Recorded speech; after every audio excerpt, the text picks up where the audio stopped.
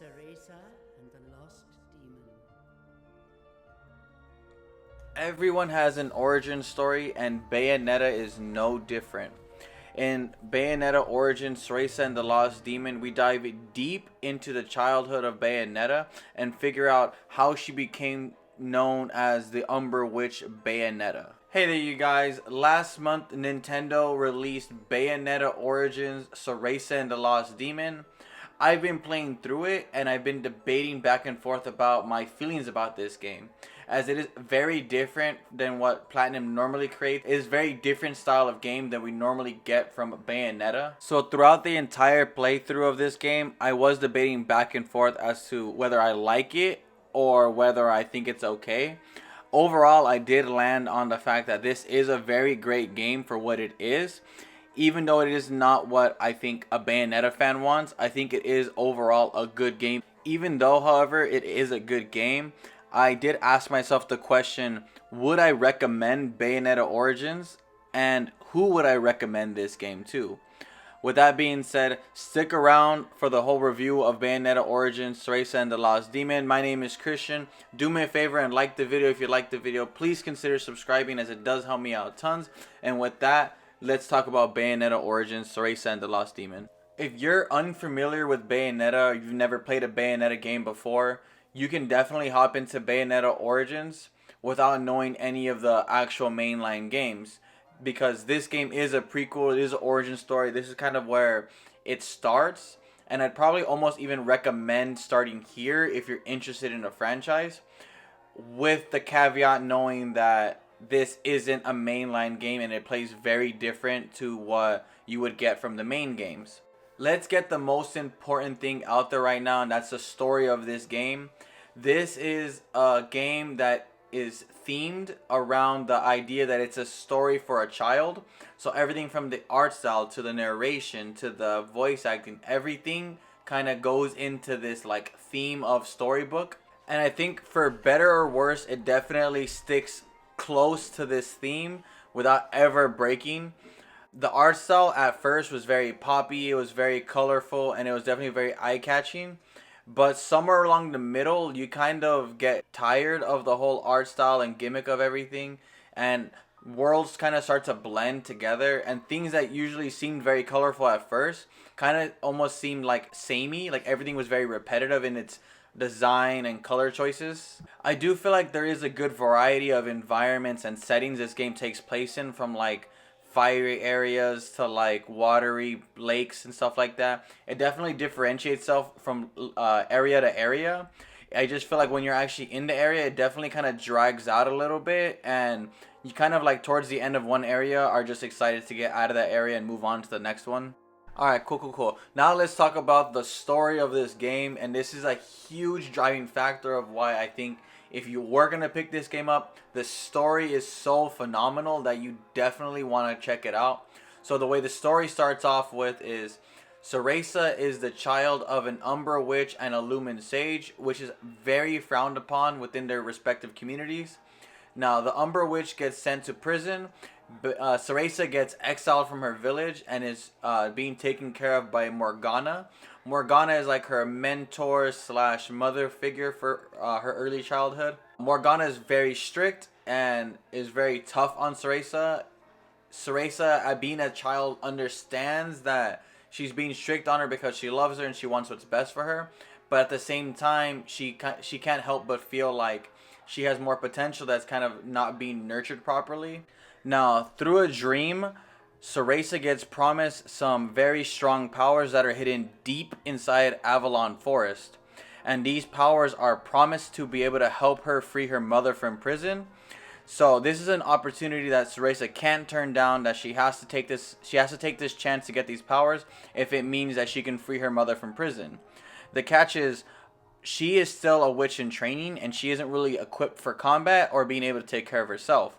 And Morgana has told her multiple times that Avalon Forest is forbidden for her to step into. Now, seeing as how Cereza is on the precipice of her rebellion stage, and freeing her mother from prison is pretty much the most important thing for her to do, she decides to take the risk and go into Avalon Forest by herself. She does, however, feel confident enough that if things were to get too dicey, that she would be able to summon a demon and that'll solve all her problems. Now, things do get a little bit dicey. She does attempt to try to summon a demon. Things don't go according to plan as much as she would like. And instead of her having control of her demon through her hair, the demon actually ends up taking control of her stuffed plushie Cheshire. And then that's where this coming of age story truly takes place with Cereza, as she journeys deep into Avalon Forest, chasing a white wolf, attempting to reach this power with Cheshire along her side, and them kind of having their own quabbles back and forth and figuring out how to not only work together but help empower one another.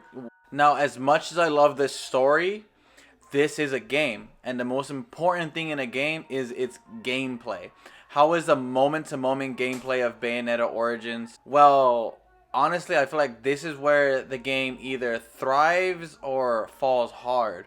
Because I feel like there's some aspects of the gameplay that are very engaging and very addictive, and in other parts where I feel like kind of drag out a little bit and really mess with the pacing of not only the story but the actual moment-to-moment gameplay. If you were to try to sum up this game in one genre or one word, I just don't really think that's really possible. If I was to sum it up best, it's a action adventure puzzle platformer in an isometric view. It is very interesting. I feel like the game is trying to do a lot of things at once, but kind of doesn't do any of them the greatest, right? So if we're going to talk about the combat of the game, so the way the combat works is everything on the left side of the controller moves Cereza, and everything on the right side of the controller moves Cheshire. Cereza can't actually do any fighting, and Cheshire handles all the fighting. So the way it works is you want to kind of protect Cereza because she's the one with an actual life bar, and Cheshire just has like an energy bar. So in order to protect Cereza's life bar, you kind of want to keep her out of the fight while keeping Cheshire deep in the middle of the fight.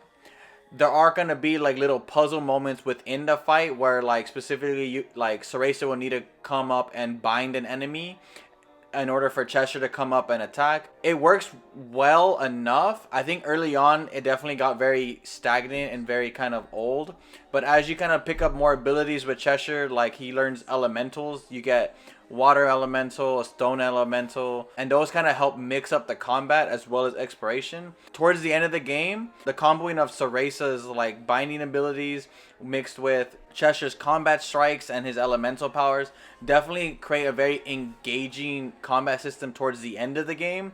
Unfortunately, however, it's more like the last third of the game.